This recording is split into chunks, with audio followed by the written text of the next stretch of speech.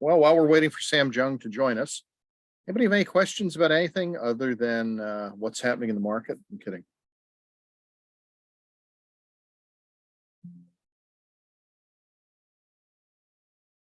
I just texted him.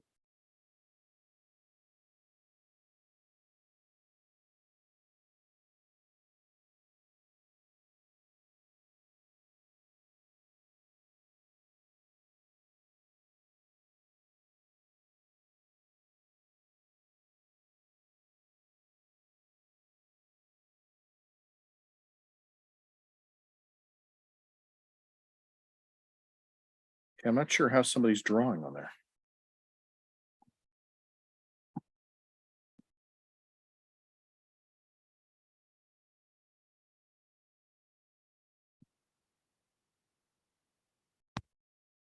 Hey, Sam. I am going to make you host in just a second. Hey, can you hear me okay? Yep, no problem. Awesome. Hang on, I'm going to make you the co-host. All right, you should be able to share screen. Awesome. Fantastic. Let's try that out right now. And I want to thank you for joining us today. We've got a number of agents on that wanted to tune in and listen to your talk about AI and how it's changing the real estate industry. Yeah, I'm very excited that you guys invited me to speak to all of y'all. We greatly appreciate you being here. All right. Now, all right, so let's give it another minute or so, and then we can start kicking things off. Okay.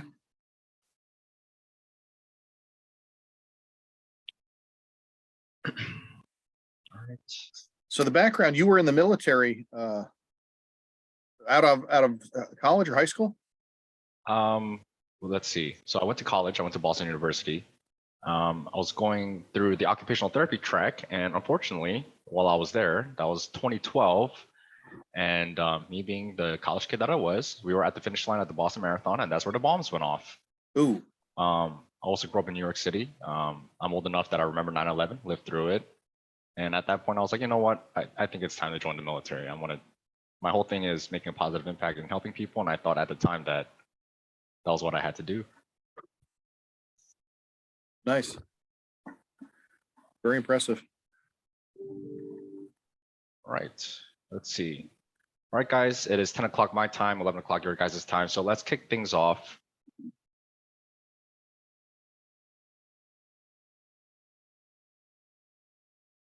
And all right, guys. So first things first, just kick things off to, I just want to introduce myself.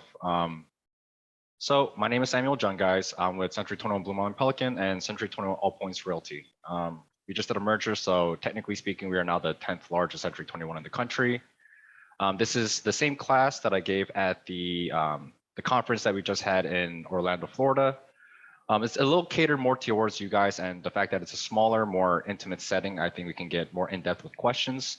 I do ask that while we're going through this presentation, guys, you get a lot more out of it if you have questions. I like to bounce back and forth with the participants. So, you know, by all means, if you guys want to unmute and just chime in anytime that you guys want, or if you don't want to do that and just send a message, I'll be happy to address those questions that way as well.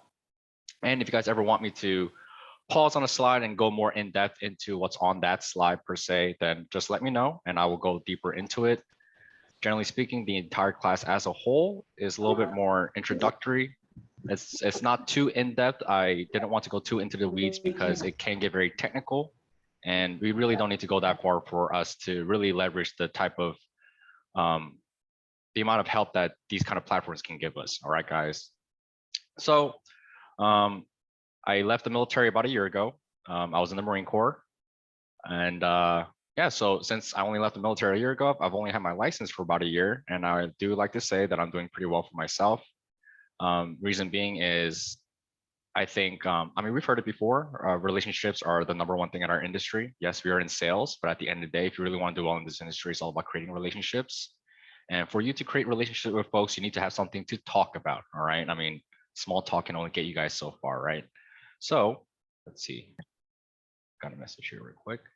Oh, thank you, Gary. But let's see. What was my train of thought?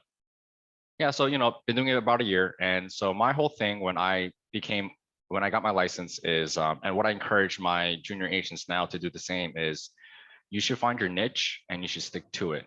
Now, when I first started out, my niche was definitely the military. I have a very heavy background in it for obvious reasons, and those are the people that I wanted to help. And I tried really, really hard, especially in the beginning when it can be tight with money every once in a while, but try not to get that commission breath. Try not to hang on the outcome of the sale, because as soon as you do that, you're going to become more biased in your negotiations. You're going to be more biased in the way you interact with your clients. So try really hard to be empathetic and make sure that your clients understand that you are there for them and not just for the sale itself. All right. So now the introductions are out of the way. We have our nice little disclaimer here. If you'll let me click. All right.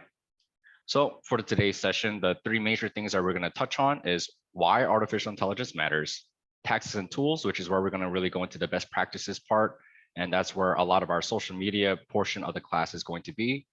Generally speaking, that's the meat of the class. So I really highly encourage you guys to ask any questions you guys have during that portion. And then three is what's next. AI is definitely at the forefront of emerging technologies that are coming out. There's very, very smart, talented individuals that are out there, reinventing certain industries with AI tools.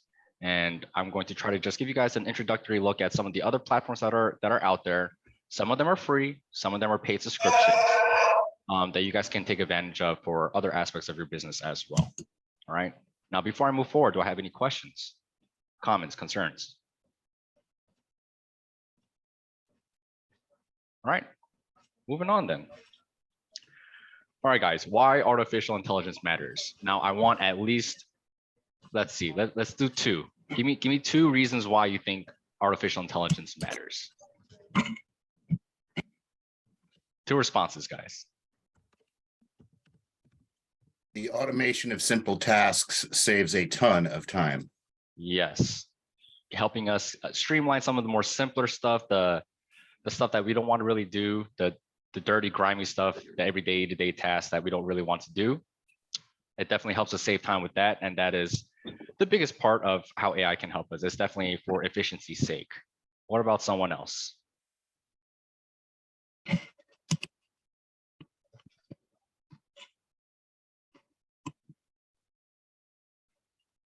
It helps us do some of the tasks that we struggle with, such as wording advertising. Exactly. All right. Now, I like to say that artificial intelligence matters because, well, people don't understand. I'm sure you guys have seen the jokes that, well, why do realtors get paid so much money? They don't really do anything. Well, we're in charge of we're in charge of finance. You need to be up to par with economics, hopefully, especially if you're trying to follow rates as they are right now. The new inflation report came out this morning, so hopefully you guys are keeping on track with that. You're in charge of your own advertising, your own marketing. You want to make sure that at the same time you're doing all that, you're doing quality customer service for the clients you do have. And then you got to devote time to actually reaching out and finding new clients, right? There's only so much time in the world, and we all wish we had more time. Conventionally, traditionally, let's say you're doing pretty well for yourself. How did people delegate their tasks? How did they free up their day?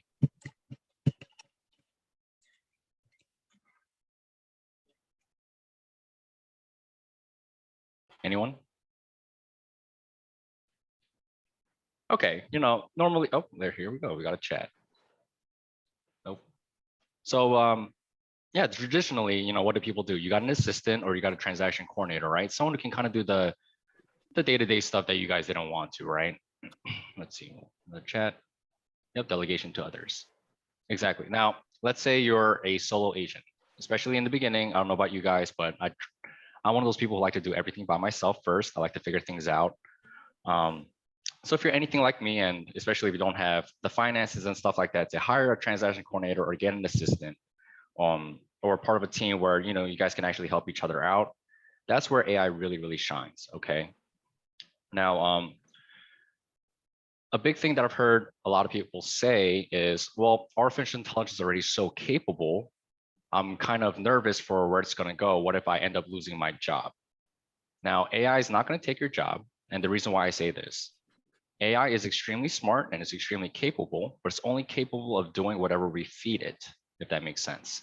Now, when ChatGPT, which is the platform that we're going to be focused on mostly today, how they taught the program, quote unquote, is by literally inputting books upon books upon books that came from obviously human writers, all right? It only knows what's inputted into it. We're not at that stage yet where it can kind of think of its own and make its own assumptions based off of previous information that it has, all right? So with AI, like, yes, granted, it can help you write emails, it can help you write your blogs, help you write tweets, help you with marketing blurbs, things of that nature. But at the end of the day, if you really want to help your clients buy or sell a home, you need to actually talk with them, interact with them. And AI is not doing that. AI is not putting in the footwork.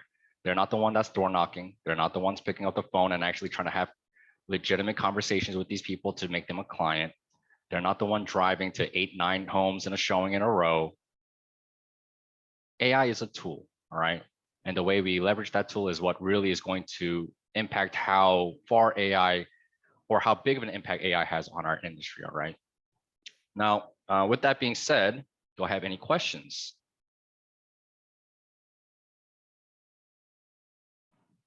All right, moving on. I'm going to pull up my own notes for a sec, guys. Please give me a second. Let's see here.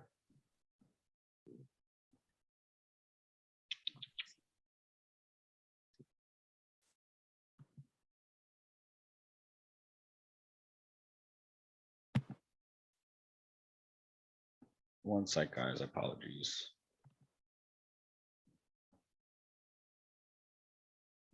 Lord have mercy. All right, there we go. All right, what are we doing? Yes.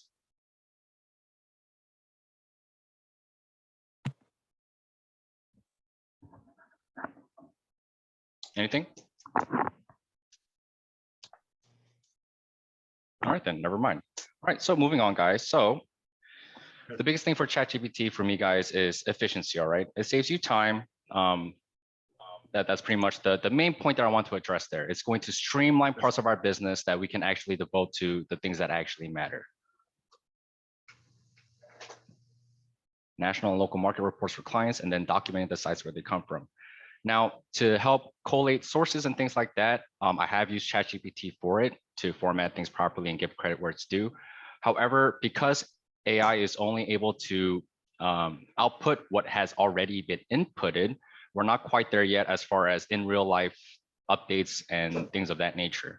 However, with that being said, ChatGPT, towards the end of the year, they're releasing the next model, ChatGPT 4.0, where the way I like to describe it from how the connections are going to be made is if ChatGPT right now, which is a very, very versatile, very powerful tool, if I had to compare that to a monkey's brain, ChatGPT 4.0 is Albert Einstein's brain. It's literally exponentially more capable and it'll have more up-to-date information. The only real limitation with ChatGPT right now is the information that was inputted stops at the end of 2019. So, some information can be outdated. So, you still need to go in and for things of, what was it? Time-sensitive matters, you do need to put in your own flavor, which is something I highly recommend you do anyways. Again, Sam, ChatGPT. I'm sorry, Sam, I'm not sure everybody knows what ChatGPT is. Oh, yes. I'm going to be, so ChatGPT is the AI idea. platform that we're focusing mostly on today. And I have videos and demonstrations that you guys can actively participate in as well. All right. And actually, when we go into the examples, if you guys want to, it is a free service. Granted, because it's a free service, you can have some delay sometimes. I have a paid subscription, so I can bypass some of it. But I highly recommend that you guys can open it up on your phone. You guys can play around with it as we're giving this class, and you guys can kind of demo it for yourselves. All right. The website is, hold on, let me bring it up real quick, guys. Get out of here. All right. So if you go to chat.openai.com/chat, it will prompt you to log in. So I'm already logged in. Again, I have ChatGPT Plus. I have the paid subscription, but you guys can create your own account and sign in, and you guys have access to the free portion of it. And all that's saying is that you guys don't have the priority in being at the front of the line to access the technology if the servers are busy. Right. So I'll give everyone a couple minutes to try to get on that. I'll give you guys like 2 minutes. get onto ChatGPT, OpenAI, and once everyone's there, after 2 more minutes, we'll move on with the rest of the class. All right.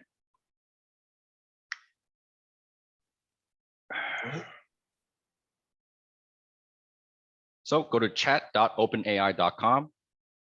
It will prompt you to sign up, make a free account, and you'll be able to use it. And I'll show you guys how to kind of use it, not properly, but the more effective way to use it.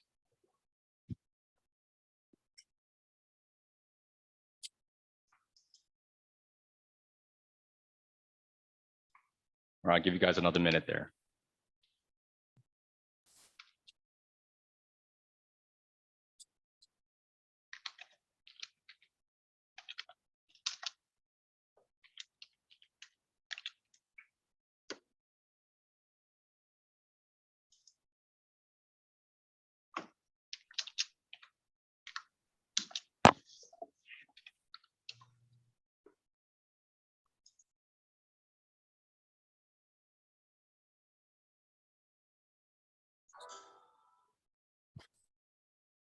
All right, guys, we are going to be moving on and we're going into the meat of our discussion. So this is really where I need that audience participation, guys. All right. If you have any kind of questions on how, like, hey, Sam, how, I'm wondering if ChatGPT could be used for this kind of method. Would you suggest that? What will be the best way to go around, move about that? Things like that. I highly encourage you guys to ask those questions. Get as much out of it as you guys can. All right. So moving on. For the tactics and tools. So the first things we're going to go over is creative writing. Second is SEO and social media. And if you don't know what SEO is, don't worry, it's going to get addressed. And the last portion is scenario practice, which is a little more applicable to our day-to-day work as agents. All right. So for creative writing, what I like to say, well, we'll move back, is, I joined the military for a reason. I'm not exactly known for being able to sit down and write out perfect listing descriptions or write out a fully fleshed out blog or things of that nature. All right. ChatGPT allows a lot of that to happen for me. Now, with that said, like I said before, I always go in and change things around because at the end of the day, I want to impart my own flavor into whatever I'm putting out. Reason being is it's the same thing that I teach the junior agents now. I made the same mistake where when I was first starting out, I tried, especially on social media and on my online presence, to have this perfectly curated image of myself, right? Like, you're this, put together real estate agent who really knows what he or she is talking about. And I realized that, if someone sees 20 pictures of you in a suit in a row with nothing really else that shows any kind of your own personal character, you kind of just come off as kind of like a salesman, which is not exactly a bad thing. But, if we're trying to create relationships, you don't want to exactly put off the image that you're only there to make the sale, right? So with any kind of content you guys make, always impart your own personality in there. If you're into sports, relate things to sports. If you're into other things related to what that other thing, you can't please everyone. All right. So if you're afraid that, I might alienate a certain demographic, if you're being you and you're alienating a certain part of the demographic, those people were never going to buy or sell with you anyways. So there's absolutely no point in focusing on those folks. All right. Now, that's not to say I would still highly recommend you avoid some of the more polarizing topics like politics or religion. But in anything else, like if you want to address that landlords are good, landlords are bad, things that real estate agents do that I personally hate, things of that nature, something that puts your own opinion out there that's hopefully grounded in some legitimate facts, do it so that people can get to know you as a person. At the end of the day, when they see, when they're trying to sell their home, they're not, yeah, Century 21 sold my home. They're not going to say that. They're going to say, Michael helped me sell my home. Lauren helped me sell my home. So make it about you. All right. For creative writing, now, at least when I first started out, I did a lot of listing descriptions for the senior agents because, of course, they're busy and I didn't have clients at the time. So I could really focus on, A, getting listing descriptions right to begin with. So I kind of know how to navigate that. And 2, just get better at it, right? But again, like I said, I wasn't the best at it. So when I found ChatGPT, this turned a 2-hour window of me banging my head against the keyboard into about 10 minutes. No joke. All right. Now for listing descriptions, before we get into how ChatGPT can actually help you guys write up these listing descriptions to make life a little bit faster, a little bit easier, I'm gonna bring it back to the basics because I actually believe that this is something that I consider basic, and a lot of people, for whatever reason, intuitively know about it, but have never been actually shown it like fleshed out in front of their eyes. All right. Now, at the end of the day, we are salesmen. Okay. We're in the business of sales. We're trying to help clients buy or sell a house. When we're writing these listing descriptions, what you want to do is you want to focus on the benefits and not the features.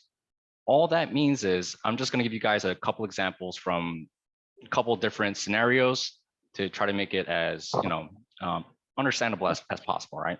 Now, let's say you're a car guy. Even if you're not a car guy, when these car commercials are up on your TV, they're trying to market to as many people as possible, all right? Unless you're a car guy, you don't care that that Chevy has a 369 big block in it, okay? The car commercial is going to say this: 0 to 60 in 4 seconds, right? If you tell the everyday person like, hey, this brand new truck, it's got, I don't know, however many thousands of foot-pounds of torque, to the everyday person, that means absolutely nothing. What they say is, you can easily tow your full-size RV. You're selling the benefit, right? Or let's say you're into golf.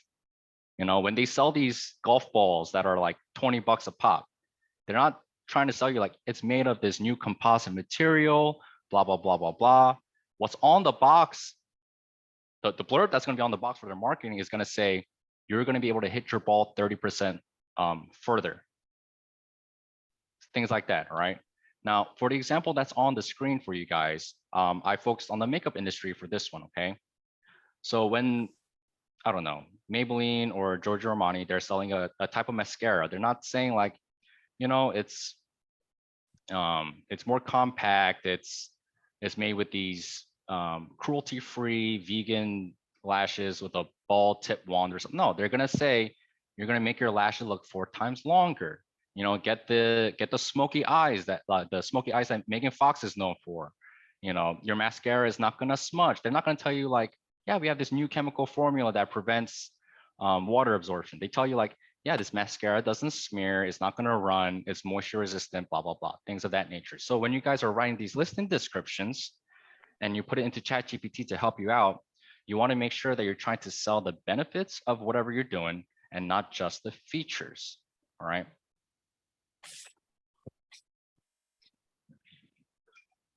And obviously we're gonna get more into it, okay? So everyone should have ChatGPT open on their phone at this point or on their browser, okay? This one's gonna be a little active involvement from you guys, and I'm gonna let you guys play with it for a little bit, okay? Now with ChatGPT, everyone can see the screen okay, right? Mm-hmm. All right. Now with ChatGPT, the example I like to give is, what was it? You guys ever hear about like Genie's wishes, right? Like we all know, hold on, let's see this real quick. Michael, can you see the screen with the house on the front? No, I'm in a different place.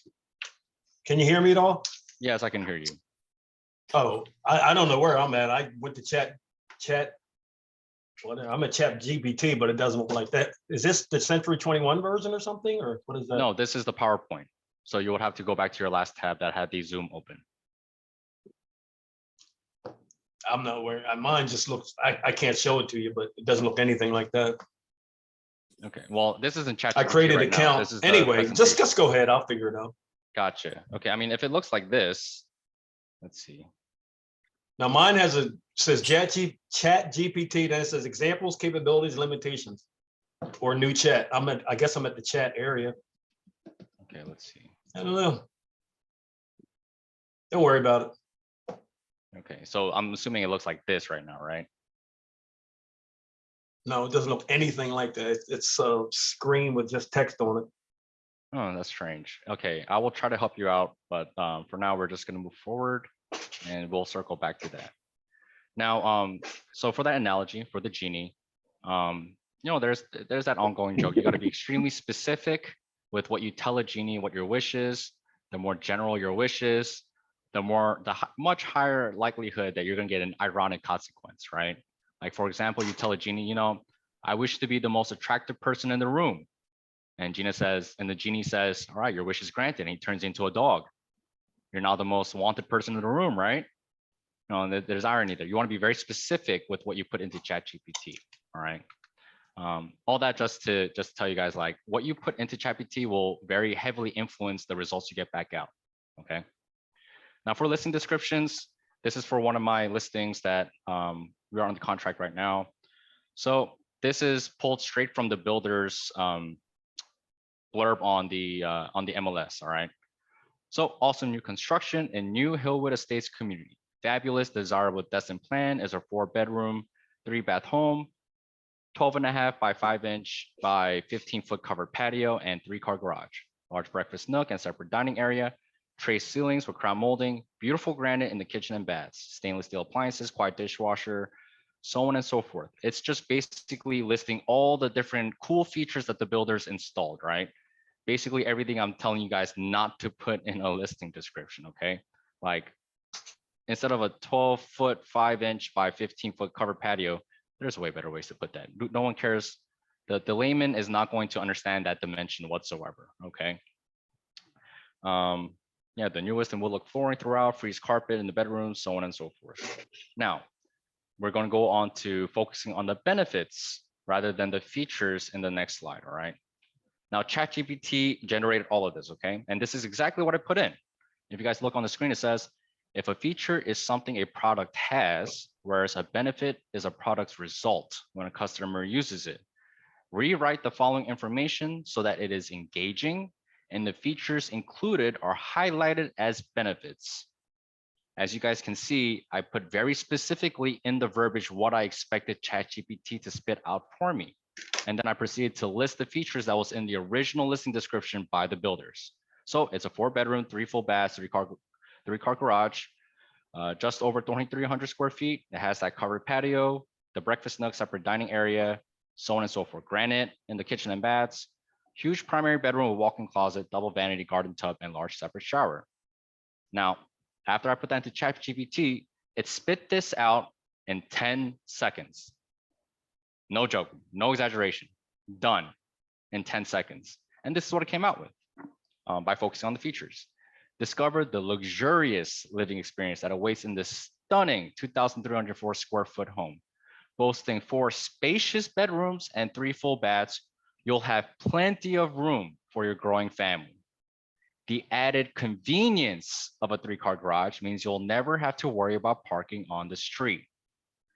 Take your outdoor living to the next level with a covered patio. I actually probably took the measurement out, but to continue, perfect for entertaining friends and family.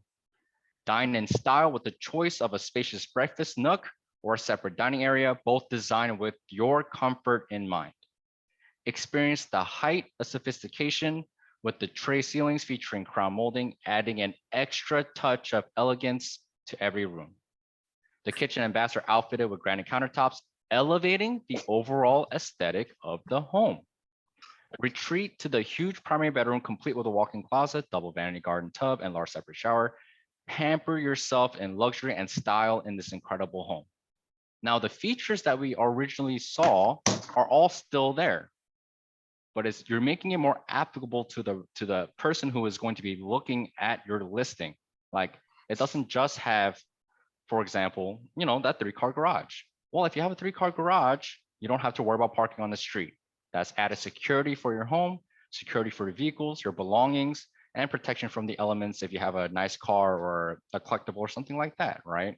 It's not just you have this nice covered patio. You can take your outdoor living to the next level, and it's perfect for entertaining your friends and family. Everything that you put into a listing description when you're highlighting benefits, all you need to do is think, what's in it for me? Because at the end of the day, the clients are thinking selfishly, like, hey, I'm thinking of buying this home for myself or my family. What is in it for me? Why would I want this home? That's what you're trying to highlight there, okay? Sam, can I point out that we've actually, some of us have been using this, for those of you who haven't tried this yet, some of us have been using this even for, commercial real estate descriptions, and the stuff that it comes up with is just beautifully written. Yes, it is. It's done by AI, where normally I'm just listing features, and this actually comes up with this benefit system. And of course, you'll probably talk about it, but it'll do blog post for you. It does all sorts of stuff that it'll create that it pulls online. But anyway, go ahead. I'm sorry. Okay, I have a question from Gary Stewart. Sounds great for an A+ new build. What if the home is, for example, like a C? All right, guys, we're gonna do a active exercise right now, okay? I'm gonna pull up my MLS. You guys pull up your MLSs too, and we're gonna just do a quick exercise, all right? I love that. That's perfect. Oh, Now I'm gonna go into my own Flex here.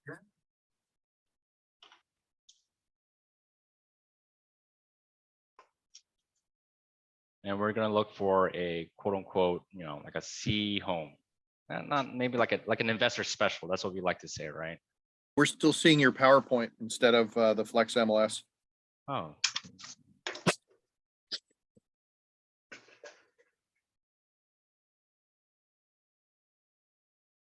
All right, is that better, guys?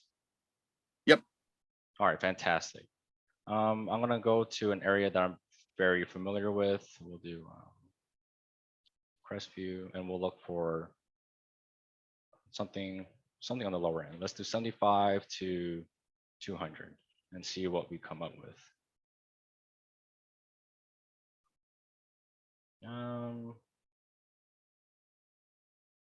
Honestly, not that bad for all of them. But let's see. What about something like this? Oh, that's an investor special right there, bud. All right, I think this one's perfect. All right, we're gonna do this as the exercise. All right, so I'm going to take the remarks, which is what the listing agent usually has put as the features of, what they're trying to highlight, right? So 2 homes on an acre of property, blah, blah. I'm going to copy. I'm going to paste that into ChatGPT. And before that, I'm going to preface it kind of like the same way that I did for, let me share the new screen. All right, we are all on ChatGPT now. Okay. So just like in the PowerPoint, and we're pretty much just going to copy and paste it here too. If a feature is something, I'm going to put this off to the side here.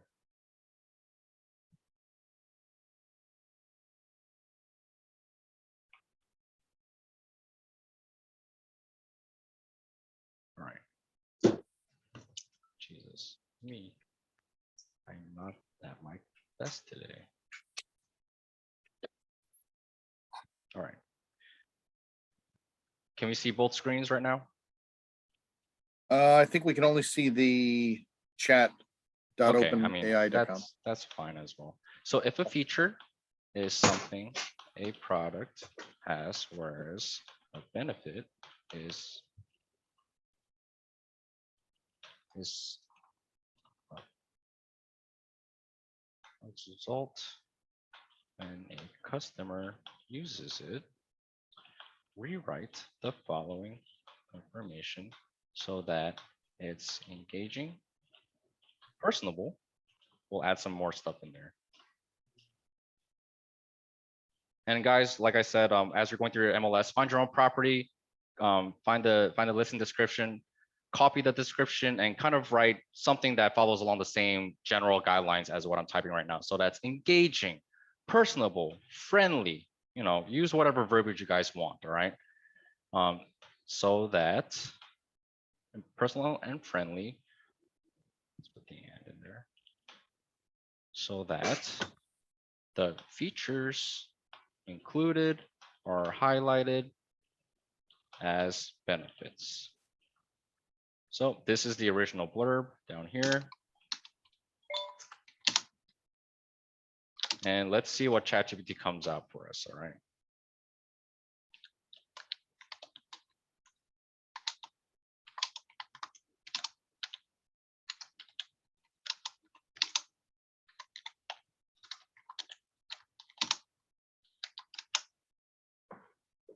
All right, guys, so that took about 10 seconds, like I said. And let's see what ChatGPT came out for us. So the original blurb was, 2 homes on an acre of property, investor alert, 2 single wide mobile homes, each on approximately half-acre lots. The front home is a 2-bedroom, 1-bath, 14 by 56 with a 16 by 10 deck on the rear of the home and a storage shed. The home located at the rear of the property is a 3-bedroom, 2-bath with a deck on the back and a chain link fence backyard. This home also comes with an exterior shed and a metal carport located by the stairs leading to the front door. The rear home needs to be remodeled because it is mostly gutted but has good bones. Live in one, rent the other, build 2 new homes, or fix them up and rent them both. The possibilities are endless. And this is what ChatGPT came out with. Welcome to your dream investment opportunity. Imagine owning not 1, but 2 homes on a sprawling acre of land. You'll have all the space you need to make your dreams a reality. The front home is a cozy 2-bedroom, 1-bathroom with a charming 16 by 10 deck. Again, I'll probably go in and take those numbers out and add something else. But with a charming deck overlooking the property. Plus, you'll have ample storage with a handy storage shed. And that's not all. The second home at the rear of the property is a spacious 3-bedroom, 2-bathroom gem. Enjoy the beautiful chain link fence backyard and entertain guests on the lovely back deck. You'll have plenty of parking space too, with an exterior shed and metal carport by the stairs leading to the front door. But wait, there's more. The rear home may need some TLC, but it has solid bones, and with a little remodeling, you can transform it into your dream space. The possibilities for this property are truly endless. Live in one home and rent out the other for some extra income, or build 2 brand new homes. The choice is yours. Don't miss out on this amazing opportunity to own 2 incredible homes on a beautiful acre of land. I don't know about you guys, but which one would you guys rather have for your listing description? The first one or the second one? I'll say the second one, right? Definitely. So that first paragraph, Michael, for your question, what I typed in was this, the highlighted portion, just again, being very specific with what I want ChatGPT to work with, okay? So I'm giving it the instructions. So Okay. as it follows, if it features something, so on and so forth, blah, blah, blah, rewrite the following information so that it's engaging, personal, and friendly. If you want to just play around with it just to have fun, you can also just make it say, rewrite the following information as if you were a very disgruntled, pissed off realtor. And it would generate something that's kind of funny that way too. It will do that. And then I just put in quotes, I just copy and pasted the listing description that was in my MLS for the 2 single wides that are on the property. That's more for like the not so great homes. This is the example, all right? Gotcha. All right, guys, I'm going to grab a drink of water real quick. So if you guys want to play around with it for like a minute or so, by all means, and we have more examples and more practical demonstrations that we can be a part of, all right? So I'll give you guys a minute or two and I'll be right back.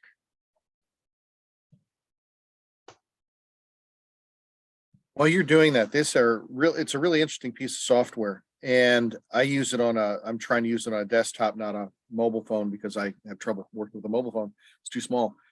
But it'll write entire blog posts for you. It'll write code for you for a website. It does all sorts of interesting things. But we've actually got it built in now to one of our commercial software programs. So we feed it a couple of highlights of a property, and it builds a section of remarks just like that out of the bullet points that we put in about the commercial property or investment property. I have not tried it yet with a house, but real interesting way of putting stuff together. And this is, again, something that makes us look a little bit better. There's a lot of tools that are really starting to hit that work really well.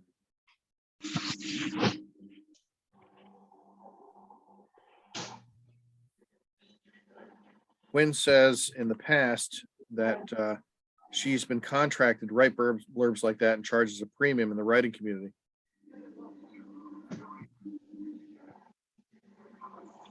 I do, for the question, I don't believe there are any disclosures required for ChatGPT.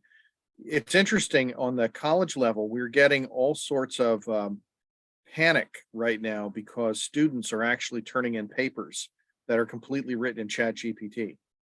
So they'll actually plug in information about a paper. ChatGPT will go out online, find information on a particular subject, and actually create a paper on it, which is becoming a problem. Sorry, back to you, Sam. All right. I caught kind of like the first part. So I'm just going to address it kind of random right now. But as far as writing blogs using ChatGPT, and for the what was it? the hubbub surrounding college kids or students basically writing entire essays with ChatGPT. Just like with anything else, there's a cat and mouse evolution. ChatGPT came out and there are already things that can detect completely AI written things.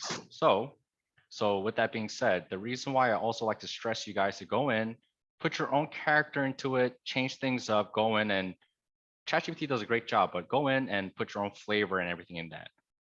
The reason being is search engines like Google, Bing, for example, they're now able to detect blogs that are completely written by AI, and that will greatly affect your ranking with search engine results. Okay, they can actually detect, like, so for example, if a blog is completely written by AI, your reach or your exposure will be very, very minimal compared to if you had actually gone in, using ChatGPT more of an outline and then going in and putting in more information or taking some information out and then kind of rewording things to be more of your language, your verbiage, your kind of tone. All right. Same thing with the students. They're catching on to that. So there's already a plugin, for example, on Google Chrome. It's called ChatGPT Detector. That way you can tell if someone who's doing a sales pitch to you actually knows what they're talking about, or if they just use ChatGPT to generate a whole bunch of stuff for them. All right. Now, where was I? Kind of lost. All right, now I'm gonna share my screen again. Let's see if I can do that without messing up. All right, now we're back on the PowerPoint and we're going to be moving forward, y'all. But again, guys, if you have any questions, please do share them. I love the questions. Keep me on my toes. Now, again, so another one that I like to use ChatGPT a lot for is for writing emails, okay? Because, I'm one of those people who like to bump their gums. I like to speak, and sometimes, that's not what you're trying to do. You're not trying to just vomit words onto an email and send it out to your clients. You want to address certain things. And so instead of me sitting there trying to edit my own thoughts, I just have ChatGPT do it for me, use it as an outline, and that way it just gets done and I can move on through the day. All right. Now, this is another real life example. And this was just to highlight when I was at the conference, just how quickly ChatGPT can spit these things out for you. So I wrote, write engaging title with a strong hook for presentation. And this was for the actual title of this class. The title of this class was, shoot, what was the title of this class? What was it? What did we name our class, guys? I completely forgot. Let me exit out of this real quick. So when we originally came up with this class, me and Brian Pitt, corporate, we were sitting down, we're like, what would be a good title for this class? So we had a whole bunch of ideas, and I just to show Brian Pitt and everyone guys like that, like, this is how cool ChatGPT is, right? And I wrote it into here because we're looking for ideas. Write an engaging, let's see, and I did this right on my phone too, while I was on a Zoom call with them. Write an engaging title with a strong hook for a presentation about emerging AI technologies, I assume is what I wrote. I press send. And if you guys wait 30 seconds, boom, unleashing the power of AI, discover the cutting edge technologies are shaping our future. We took that first part, unleashing the power of AI, and that is why our class has that. And we just added the last part of 3 proven applications because that's what we want to focus on. So again, very, very, very cool tool. And like I said, for my original, I will get to that question real quick. 1 second, guys. So for an email, write a personable and engaging warm-up email with an attention-grabbing subject line to a client I haven't spoken to in 4 days regarding the home that he inquired about. Now, I've been using attention-grabbing, but a shortcut to that I've discovered is you can literally just write clickbait. Write a engaging warm-up email with a clickbait subject line, okay? Your client's not seeing you write that, saying, hey, make a clickbait title for me. All they're gonna see is the email, right? So, you can write clickbait and I'll make a really strong hook of a subject line for you. And then, if you're thinking it's too clickbaity, go in, change it up, edit it, things of that nature, right? So that's what I put into ChatGPT. If you guys can see, the subject is, don't miss out on your dream home. That's your subject line. Makes someone want to click on it, right? And you'll find if you guys are subscribed to the real estate websites like Zillow, Realtor.com, Trulia. If you haven't noticed, a lot of their subject lines are along the same lines, okay? They'll say, 4 homes for Friday, new listings that just hit in your area, or these 5 beautiful ranch style homes across America priced under 200K. Something like that makes people want to click, right? That's what we're trying to do, right? You want your email to be opened, okay? Hi, client name. Hope this email finds you well. I want to reach out to you and follow you up on the beautiful home you inquired about last week. I know how busy life can get, and I want to make sure I didn't miss the opportunity to provide you with any additional information you may need. This property has been a hot topic lately, and I wouldn't want you to miss out on making it your own. Can you let me know if you'd like to schedule a viewing or if there's any other information you would like me to gather for you? I look forward to hearing back from you soon and helping you find the perfect home. Now, again, I am not the strongest writer. If I was to write this out myself, instead of 10 seconds, that would have taken me 10 minutes. 10 minutes that I could have made 5 phone calls. You know what I'm saying? So it really saves you some time. Another thing I like to use ChatGPT also is emotional labor, in my opinion, is a real thing. And what I mean by that is, if you guys cold call, if you guys door knock, as you should be, right? You're going to get people who are not very nice, or you're going to be working with some listing agents or buyer's agents who kind of come at you a little mean, a little disrespectfully, right? And instead of, I don't know about you guys, but I'll kind of get tunnel vision. I'll get super wrapped up into it. It'll ruin my entire day. I'm like, I can't believe this person talked to me this way. How dare they? I'm just as good of an agent as they are, blah, blah, blah. And instead of wasting all my energy on a person who is clearly not having a great day. I'm sorry, what was that?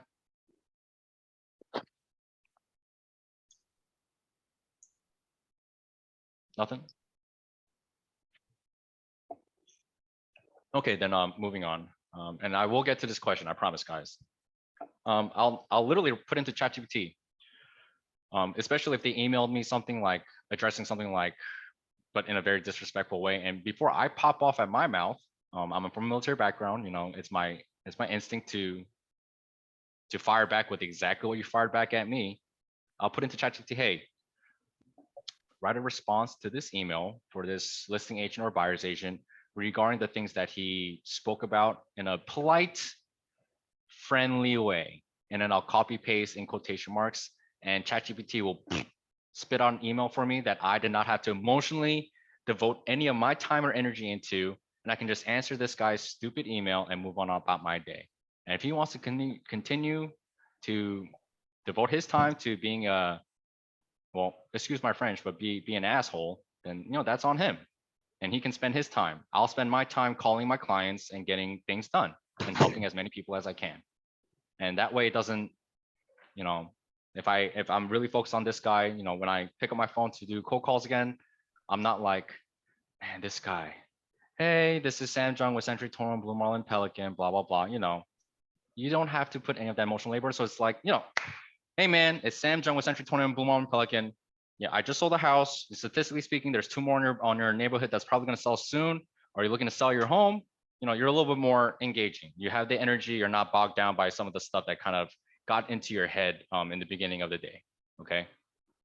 Now for this question,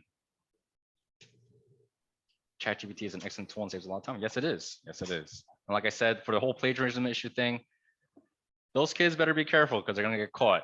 There's just like with anything that develops, ChatGPT developed, there's things now that can detect it. That was created, and I believe a college kid, very, very smart kid on his own, created his own plugin that can bypass that detector. And obviously, people are going to come out with things that can detect that. And it's just this cat and mouse evolution that we're going to see, just like with anything else. All right. But don't be scared. It's literally been happening since the dawn of time, guys. So, just keep up with the times. And there will be more classes like this. I'm trying to put together a master class soon. So if you guys are interested in that, that'll be coming out as well, especially after the new model of ChatGPT comes out at the end of this year. Okay. All right, moving on. We have another chat.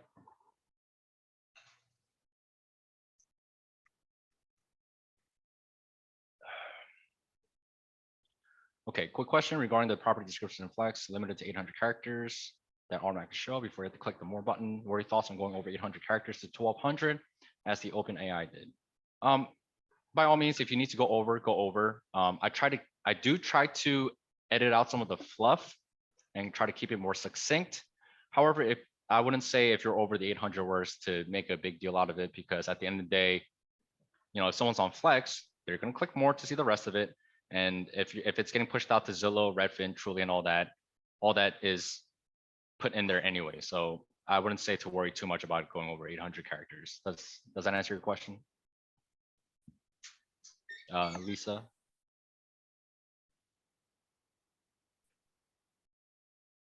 It does, thank you. Okay, awesome.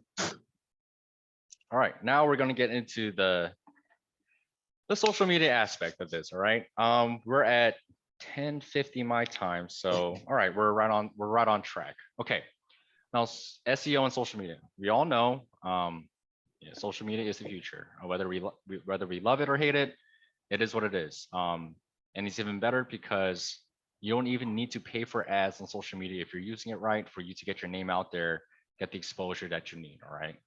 Now, SEO and social media. SEO stands for search engine optimization. All right. Now, I'm sure there's at least some of you who understand kind of the nuances of that, but put it very generally, search engine optimization is basically certain key phrases and keywords that are in, for example, your descriptions, your blurbs, your blog titles, things of that nature that will get it on a Google search page. All right.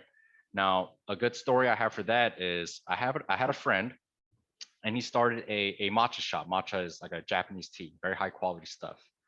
And what was it? I think what was his the company name when they first started out was something like the green bud or something like that, because culturally, that's very important to the green tea industry. It's a very common saying. However, if you put into Google green bud and whatever his company's name was, right?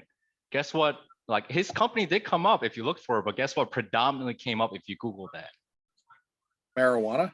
Exactly. and that's not what he was trying to accomplish, right?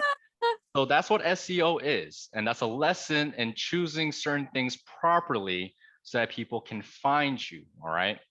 So if, I know people try to brand their names a certain way, but obviously you want to keep that geared towards something that you're trying to put out there intentionally. That way you make sure that your name and real estate stuff are collated together when people try to look for you on Google. Okay. So with that being said, we're going to move a little bit more forward. And if I have a little more questions about what SEO is, I will definitely address them. Yep, Garrett, cannabis. All right.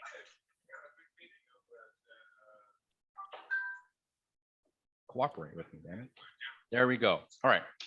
Now hashtags, okay? Now, I will be making, by the way, if you guys are part of Century 21 Workplace, I will be making a social media best practices group within the workplace that will kind of delve more into the social media aspect of this, okay?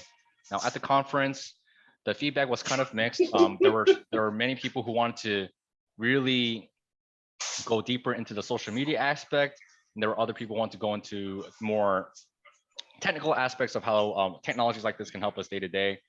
So, if you guys are more interested in the social media aspects of it, I highly recommend that when that group is created, I'll be, pushing out some stuff to tell people that it's live and it's running. You guys can definitely join. I've already put out one post onto Workplace that I think a lot of people enjoyed. So there's that. All right. Now, for hashtags. So no matter what kind of post you do, I highly recommend that you guys use hashtags. The reason being is it instantly makes your reach better as long as you're choosing the correct hashtags. Okay. There was a rumor that you should only use like max 5 hashtags. That may have been true a couple years ago, but the algorithm has changed multiple times since then. So that is no longer the best practice. Okay. Instagram and Facebook, because they're both owned by Meta, the parent company, the umbrella company, they allow you to put up to 30 hashtags now.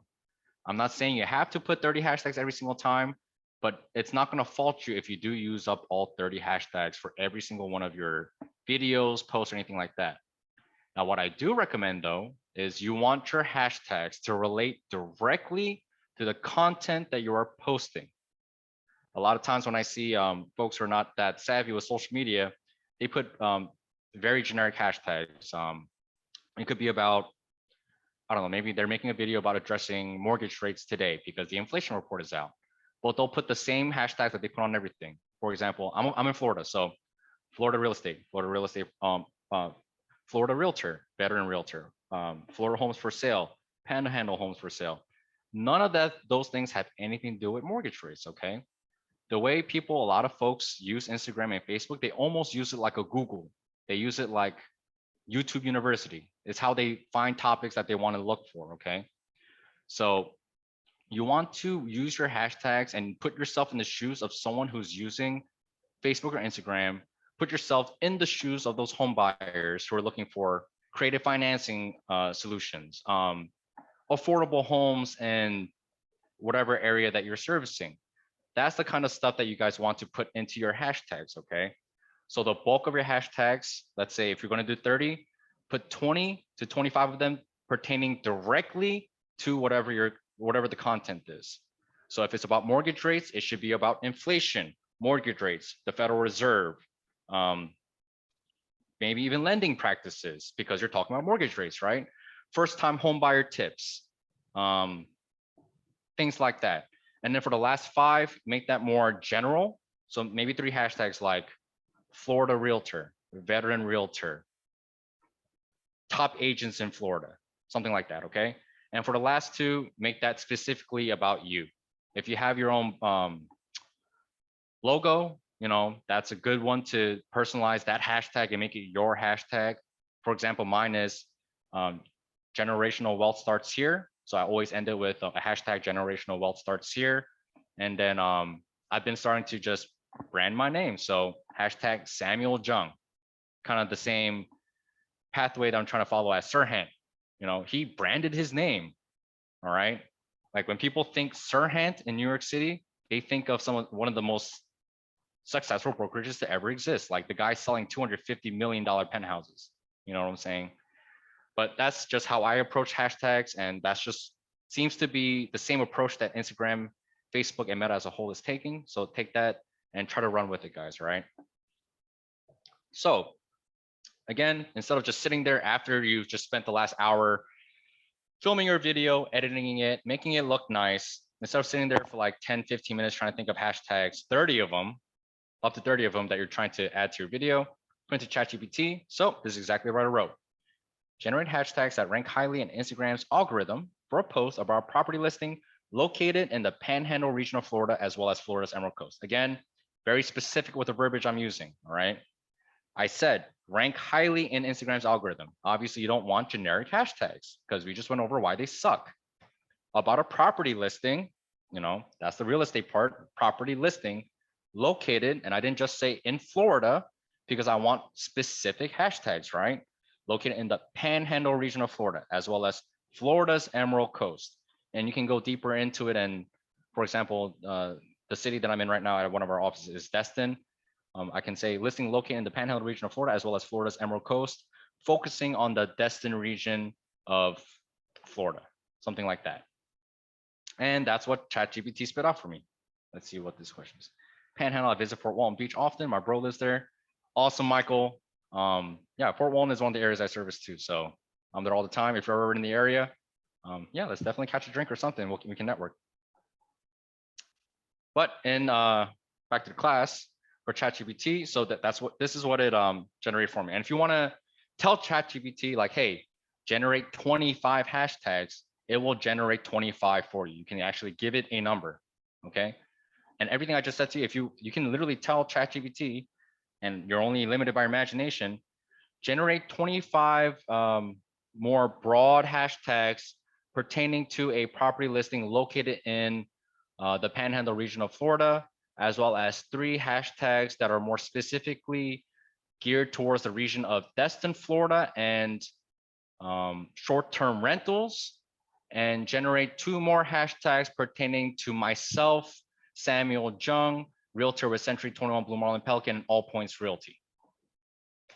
and that'll spit out 25 broader hashtags, 3 more specific hashtags, and 2 personalized hashtags. And ChatGPT did all the legwork for you. All you need to do is put your thoughts into the box.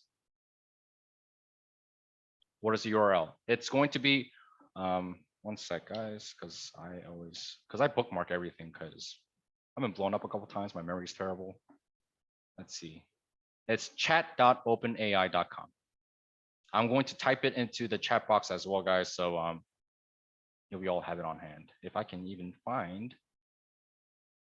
the chat box. Okay. And while he's doing that, please keep in mind, every time you post anything on social media or you put a video on YouTube, make sure you add these hashtags because it really does drive more activity back to your posts, back to your videos, back to everything that you do. And the more eyeballs you get on something, the more chances you have for them to click back to your website, the more chances you have for somebody to contact you. Exactly. I love that, Lord. All right. Yeah, guys, like I said, so like I said, for better or worse, we spend a lot, way too much time on social media. And that's, again, for better or for worse, where a lot of people get their news. They literally use the search bar on Instagram and stuff like as a Google search bar almost. So again, try to put yourself into the shoes of these prospective buyers or sellers, and kind of imagine what you think someone would put into that box. Don't always try to go for the hashtag that has the most use. Okay, like if I put Florida real estate, that's going to have like 1 million plus uses of it. But sometimes I'll put, Florida Panhandle homes for sale instead of just Florida homes for sale. Instead of 1 million, I'll have, I don't know, 8,000. It doesn't matter. I'll still put the more specific one because, again, you're trying to find the clients who are trying to find your content anyways. Okay.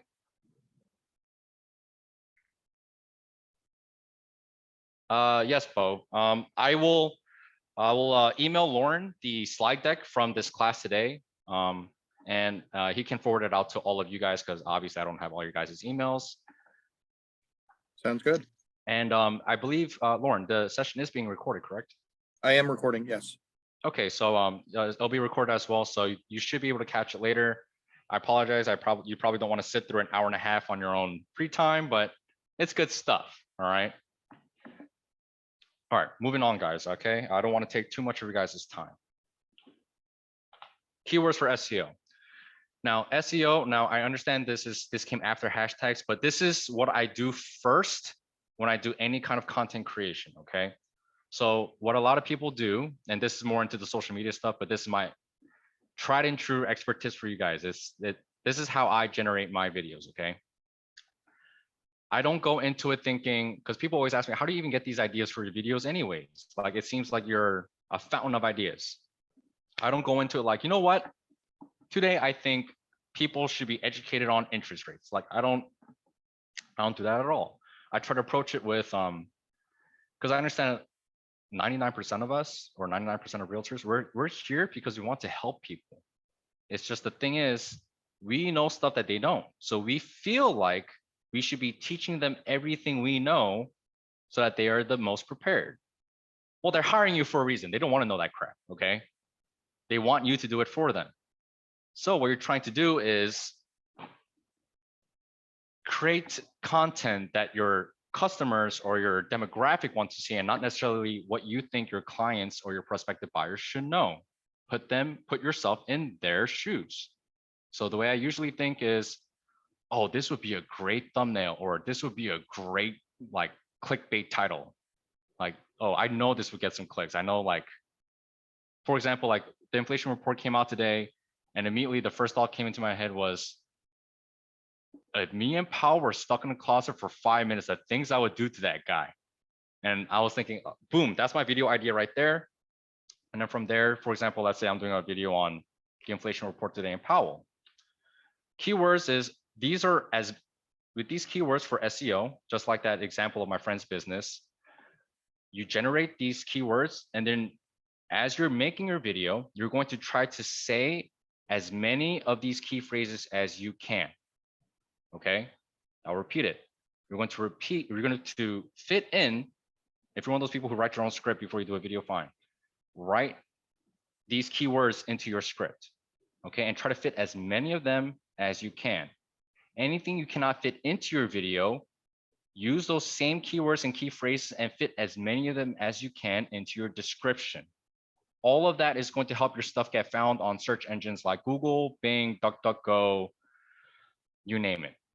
That's what we're trying to do. Just like Lauren said, hashtags are, the reach is great within the platform itself. But if you want your stuff to get found outside of your platforms, like if someone's Googling Lauren Keim and they Google him, maybe a blog post about the USDA loan will pop up because he put those key phrases in there and it's associated with his name.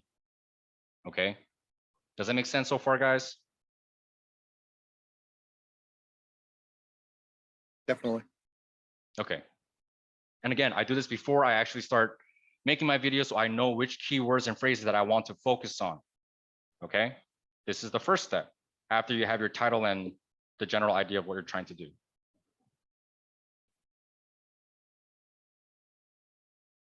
Oh, thank you, Teresa. I think she already left. Okay. Now for this one, I've been focusing a lot. I mean, obviously the rates have been very seesawy back and forth in the last few weeks. So I've been leveraging a little more heavily into USDA loans because we have a lot of eligible homes for USDA loans in my area. So for example, before a video that I did, hey, here are generate keywords and phrases that will enhance the SEO performance of a social media post about using a USDA loan in Florida. Again, very specific verbiage, okay? And this is what ChatGPT spit out: USDA loan, rural development loan, Florida USDA loan, zero down payment loan, no down payment, affordable housing, first time home buyer, home financing, blah, blah, blah. And I tried to use as many of those phrases as I could in my description, as well as in my video when I was explaining the benefits of the USDA loan, all right? And you don't have to necessarily do it word for word the way ChatGPT does it. If you put USDA loan, you can just put probably rural development or rural housing or agricultural area. You can put, instead of a zero down payment loan, you can just put zero down payment, no down payment, affordable housing, first time home buyer tricks, but use it as an outline, okay, guys? But all that stuff is good stuff to put into your description and into your video as well, or whatever your post is. If it's like, for example, a text post or something. And yeah, we're gonna move on. And we are approaching the last part of our presentation, guys. So far, how do we feel about ChatGPT so far, guys? Hopefully, you guys are playing around with it a little bit as we're speaking. I encourage you guys to play with it. So, by all means. And if we have a little bit of time left over, we'll do a big round robin kind of practical demonstration. Like if you guys tell me, you guys can give me some scenarios like, hey, I don't know, I'm trying to sell this house in this area. How would you put that into ChatGPT? And we can go through it as a group together and kind of see how ChatGPT can work. I mean, like I said in the beginning, you're really only limited by your imagination. I still find new things to put into ChatGPT every day, and I have been surprised every single time. It's bonkers how capable this platform is. And also, like I said, the subscription is like $20 a month for ChatGPT Plus. There's never a delay. I can use it when I need it, whenever I want. It's $20 a month. It's tax write-off. Do it. I highly recommend it. Because during peak times, if you use the free version, it's very hard to get onto ChatGPT, and peak times is when we're trying to use it. So, kind of a catch-22 there. And 3, I am granted, I love being part of a team. I love mentoring. I love helping people, and I love being able to delegate tasks so that I have more time for my own personal things. But with that being said, I'm one of those people who like to do a lot of things on my own. I like having, especially after being out of the military, I like having autonomy over my own choices, how things come out. They come out exactly the way I want them to look, things of that nature. typical busy times for ChatGPT. All right, typical times is probably from like 10 to 12 and like 3 to 4 or 2 to 3, I would say.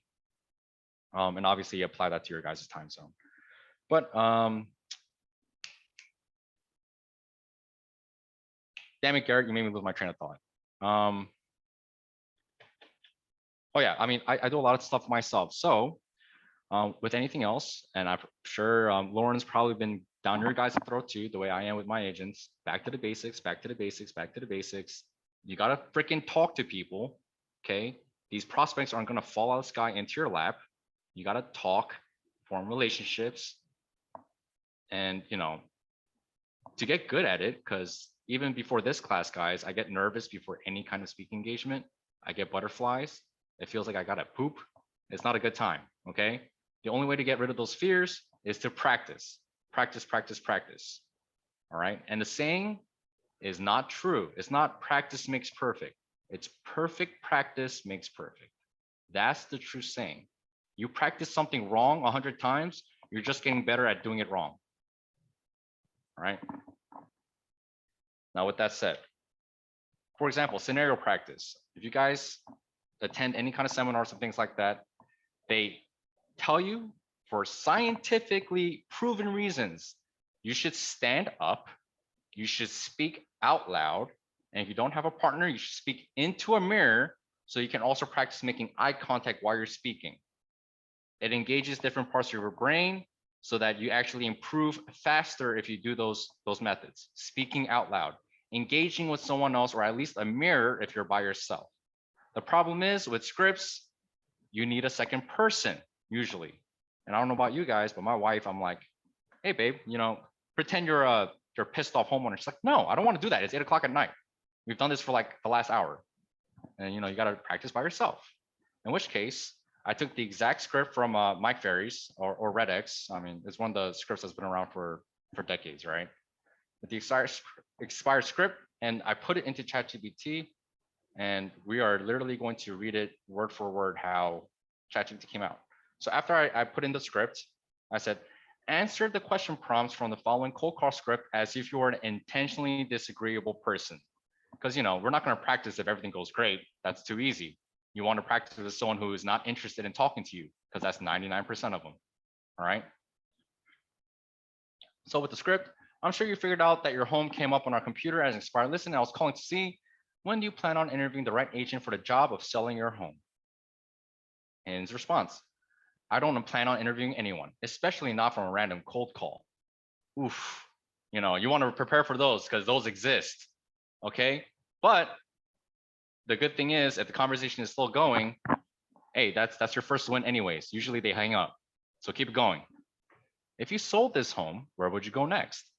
That's none of your business. Oof, ouch. You want to get good at dealing with these kind of folks, all right? If we're just following the script, how soon do you have to be there? That's also none of your concern. And this is when you can start talking to yourself like, okay, if I did interact with a client that's like this, how would I respond? From me doing this kind of scenario practice and dealing with an intentionally disagreeable person, I have made I've used the script as an outline, but made multiple different scripts that can kind of address this type of behavior. That way, when I run into that kind of person, I have it open in my face. I'm ready to address certain things with that type of person. Okay. But this is just another way that you guys can use ChatGPT, especially if you're by yourself, don't have access to resources like other people, to kind of practice on your own and get better at your craft, because it's a craft. Okay. Forming relationships and speaking with people, being a people person is a skill that you can hone over time. Okay. So that's also something that you guys can play with, as well as I've also had ChatGPT generate whole scripts for me. I don't like using the same script. I feel like it gets old, at least for me, it gets boring. So I'll use ChatGPT to change things up. So I'll literally copy and paste the script, and I'll say, following the same tone, following the same general outline, rewrite this script so that it's more applicable to to current real world happenings. And you can even put like in the tone of whoever your favorite top realtor is. Like I put in like, in the tone and style of Ryan Serhant, in the style and tone of Tom Ferry, in the style and tone of Dan Bilzerian, and it will generate that stuff because those guys have written books. Those books were fed into the algorithm of ChatGPT, and it can actually do that for you. And even not real estate like related at all, I can literally put into ChatGPT, for example, write me a stand-up comedy routine with 2 solid punchlines in the style and making of Joe Rogan, and it will make a Joe Rogan type of joke. It's amazing what this platform can do. Okay, again, you're just limited by your imagination and the instructions that you input into ChatGPT. All right, moving on. We have one question. All right, Gary, hope you have a great day. Well, at least he was here, or everyone was here for predominantly the more important parts of the class. And this is what I mean. So for rewriting scripts, so rewrite the script that was originally inputted, but change it around so that it's a distinctively different script while still following the same general talking points and questions. And they just took, that, God damn it. And they just took that script and basically rewrote it. Have you given any thought to a timeline for selecting an agent for this process? I understand you may already have plans, but if your home does sell, what are your next steps in terms of relocation? You know, it's pretty much the same script, guys, but instead of having Mike Ferry's 70-year-old verbiage, you can, it rewrote it so that it can be a little more applicable, and obviously go in there and kind of change some things up, make it more personable, make it more relatable to yourself. Okay. These questions are actually better. That's what I thought too. I'm telling you, I like to change things up because, well, it keeps things fresh and it gives me more ideas on how to interact with clients anyways. Because you, me, and Michael can be asking the same client the same question, but all 3 of us word it a different way, and the response we're going to get from that same client is going to be 3 different answers. True. So you want to, when you use ChatGPT, even if it's the same general outline, it might put a question out in a way that you never thought to put or never thought to address it that certain way, and that might help you get that conversation going. Okay, it takes about 4 to 6 contacts with a prospect to convert them into an actual buyer or seller lead. Anything that keeps the conversation going. If he's still talking to you, if she's still talking to you, you're doing something right. Okay, count that as a W, count that as a win. Keep the conversation going. And then at the end of it, always it's a call to action.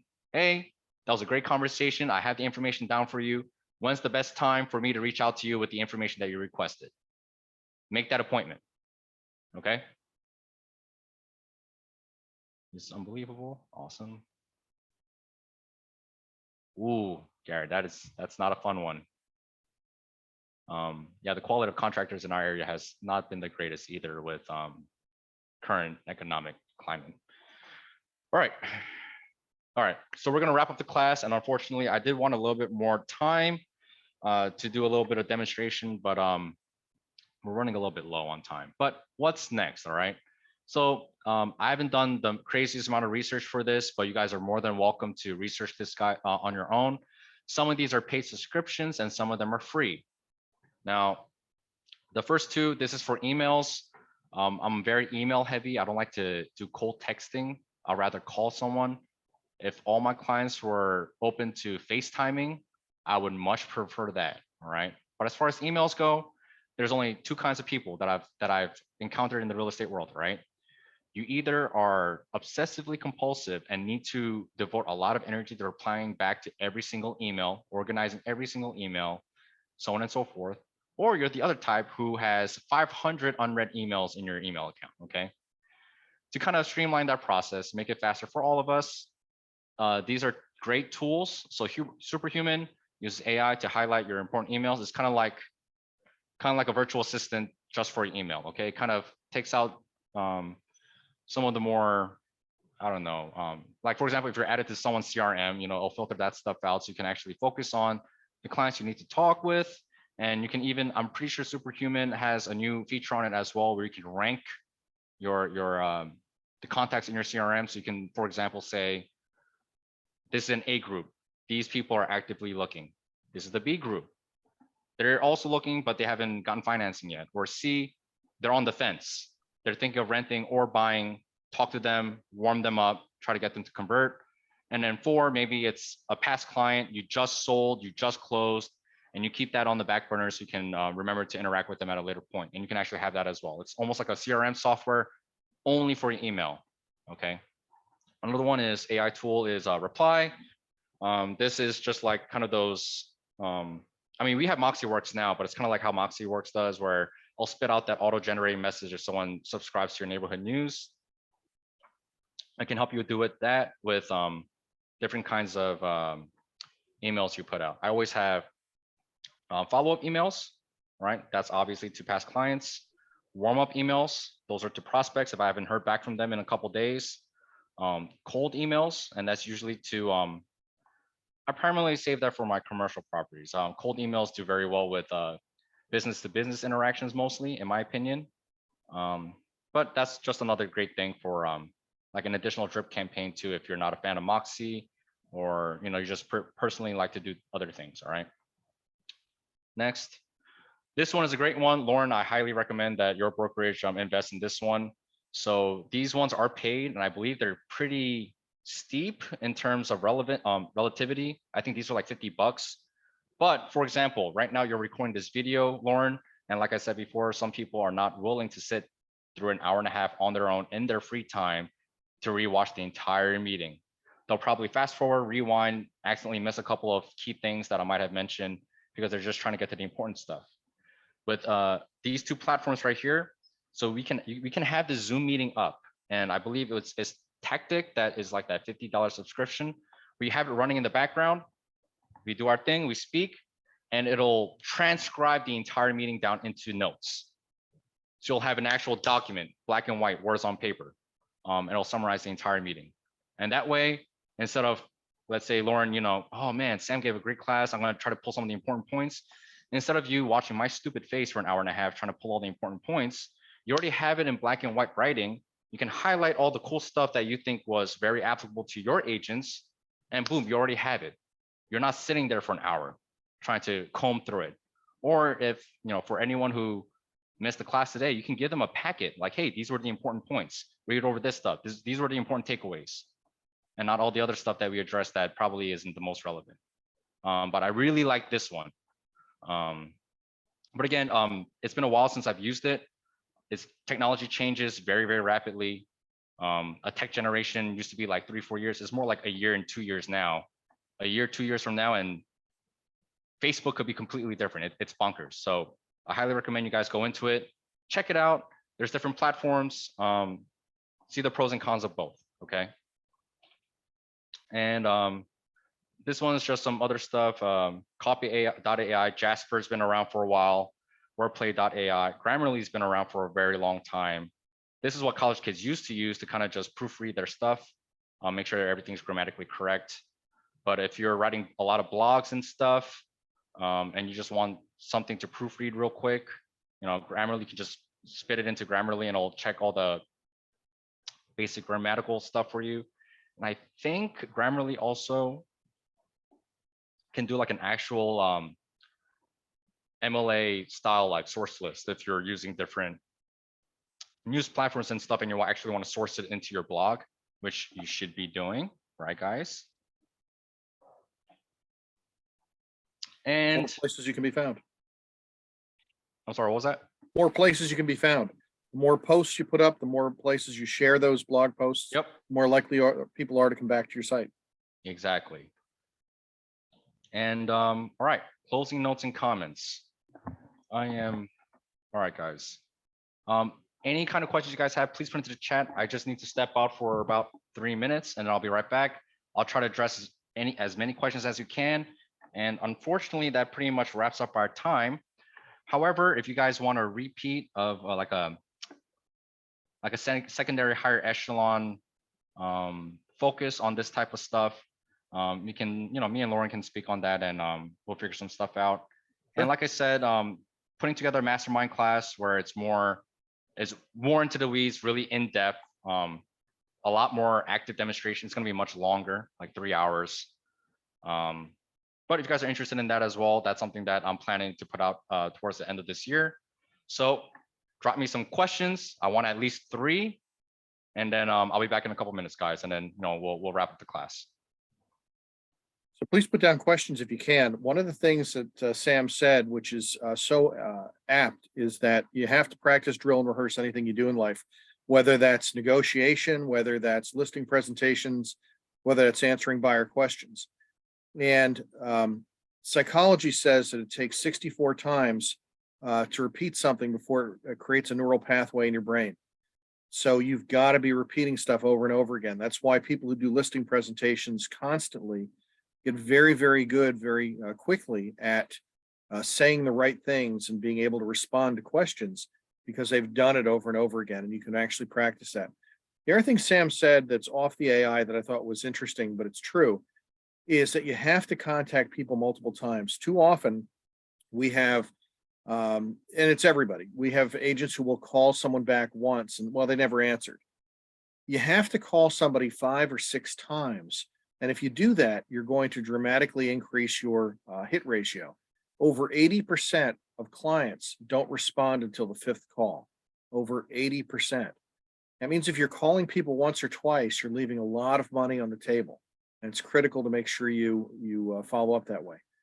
The other thing that when he talked about the video, one of the reasons it's important to weave those words into video is when you put it on YouTube, it transcribes all that information into text, and that information in text allows the search engines to rank it. So if you're doing a short video on Facebook or on Google where you talk about low down payment programs or zero down, you're far more likely to be found if you actually say some of those keywords and also have them in your description of the video that you've done.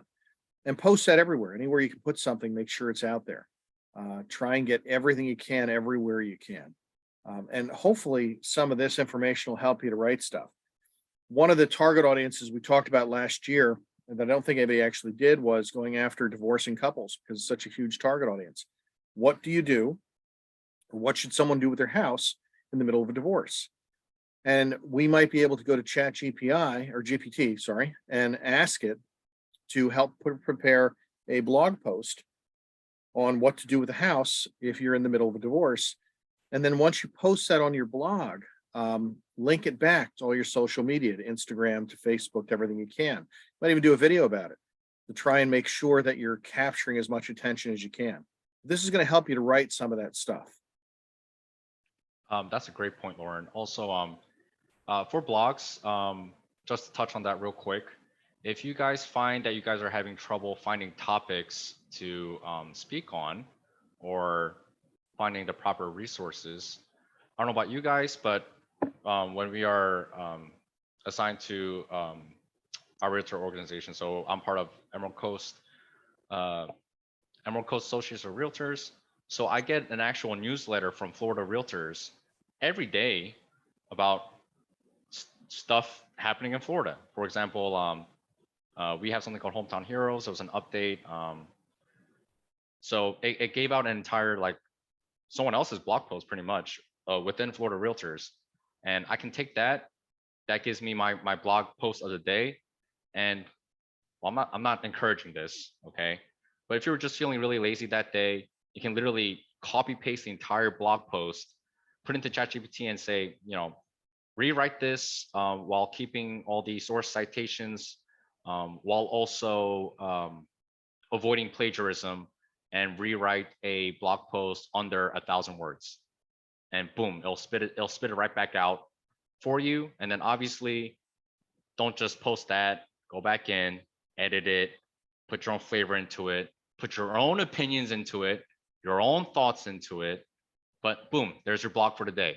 Instead of spending an hour, 2 hours writing an outline, writing out your blog, finding the sources, researching it, sitting down at your computer, opening up Microsoft Word. I got that from the Florida Realtors newsletter, put into ChatGPT, generated an outline in about 10 seconds, and boom, my blog post was done, edited, and posted out into the ether for anyone to read in 15 minutes. Saves a lot of time. Now, instead of 2 hours, 15 minutes, I have an hour and 45 minutes left. That's about 30 people I can call. That's a lot of people. Okay, guys.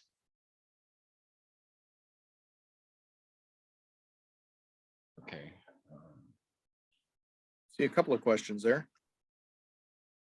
What is the best way to learn to give ChatGPT the best instructions to get what you're looking for? I don't really have great advice for that one. Honestly, from my own personal anecdotal standpoint, trial and error, playing around with it. If I had some time, like, first of all, it's really fun to play with anyways. Doesn't always have to be real estate related.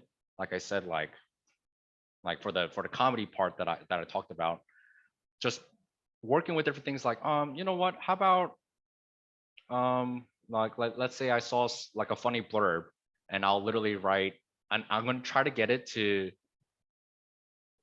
make a joke, but in the styling of Ernest Hemingway or someone who lived during the 1920s. That's what I'm trying to get ChatGPT to spit out for me. So I'll just play around with it, type in different verbiage, and try to get ChatGPT to spit out what I'm looking for. And from there, I kind of just over trial and error kind of start seeing what works best and what doesn't. And also, this will probably help you guys just get better with vocabulary anyway, so that when you're speaking with your clients in person and you don't have ChatGPT in your pocket to help you out, you know, it'll give you that vocabulary too. And that's another thing that I like to use to kind of calm people down is obviously ChatGPT is very, very huge in our industry right now. It's made a lot of ripples, a lot of excitement generated around the topic. And another fear I have gotten is, well, if everyone's using it, how am I supposed to know if this guy is a good agent or this guy is not? How will clients know if a person is a good agent or if a person is a bad agent if all they're seeing is their online persona? Well, like I always tell people, especially even my prospective buyers, I'll tell them in the very first meeting, hey, you might not like my I like to, if I want to blow my own whistle here, I'm pretty good at what I do. However, I'm not going to lie to you and say that my style of negotiations or approaching certain things may be the perfect fit for you. So if you're not happy with, or let's say, I highly recommend that you go out and interview some other agents, see what works best for you, and hopefully, you know, if you're putting out good quality work, you have good interpersonal skills, you're building a relationship with that person, they will come back to you. Okay. And the reason why I say that all that is, if everyone has ChatGPT, at the end of the day, like I said in the beginning of the class, you still need to put the footwork in, put the groundwork in, put boots on the ground, and go talk to these folks. And some of these newer or younger agents, or whatever however you want to call them, yeah, on emails and text messages and blogs, they may sound extremely professional, but if they're so lazy that they're just letting ChatGPT do everything for them, they'll get find out very, very fast when they start talking to people in real time. Like, what if a client says, hey, that's a very good point, but where do you think mortgage rates are going in the future? If they're just copy and pasting their blog posts, not even reading it to edit it out, and they're not absorbing even a fraction of the material, they're going to give a piss poor answer. And the clients, hopefully they are smart enough to say, yeah, you know what, I think we're going to go with someone else. Thank you for your time. Okay, guys. So that's, You're talking about online personas. So if anybody's on a dating app, maybe they can put in their key features about themselves and see what it writes oh about yes, themselves. that's a good That'd be one. funny. It's actually my younger brother. He's starting he just started a startup for it's a dating app. It's really funny you mentioned it, but it's trying to re-emphasize the whole thing of, well, if you're trying to meet someone, meet them in person. It's supposed to be like to facilitate in real world person brokering, so to speak. Right. But it's really funny because he's been using ChatGPT for some of that stuff. It's really funny you mentioned that, Lauren. Let's see. Jotham, I'm sorry, Jotham, am I saying that correctly? Jotham? I think that one day soon we'll be able to create an AI avatar that works 24/7, contacting AI buyers who are shopping 24/7. How heavily would you lean on ChatGPT for a speaking engagement? Have you ever been affected by client, coworker, audience member? I have not. And the reason being, like I said, I am trying to build my brand. We're all independent contractors or subcontractors. It's your brand. We work under Century 21, but again, when someone buys a house from you, they're not saying like, yeah, you know, I had a great transaction experience with Century 21. Like, no, They're going to say, I had a great transaction experience with Opal. She was a great lady. She helped me out. She listened to me. She was able to listen to what my family's going through. It's you. Your brand is you. So always go into everything you use ChatGPT for. Let it do all the groundwork in terms of, well, yeah, you're not spending an hour making an outline. ChatGPT does in 10 seconds. You have that outline. You have a template. It's easy. It's almost like cheating. Now you can go in and put all your original flavor into it, your own opinions, your own verbiage, your own wording, and that will prevent any kind of third-party software that can detect AI. You'll never run into it because at the end of the day, yeah, ChatGPT gave you the outline, but it's your words, right? It's your information. It's your opinion. And as far as speaking engagements go, same thing. ChatGPT did help me make the outline for a lot of this class, but a lot of the real world examples, ChatGPT didn't spit that out. All right. I had the outline and I came up with them myself because I've experienced them personally. All right.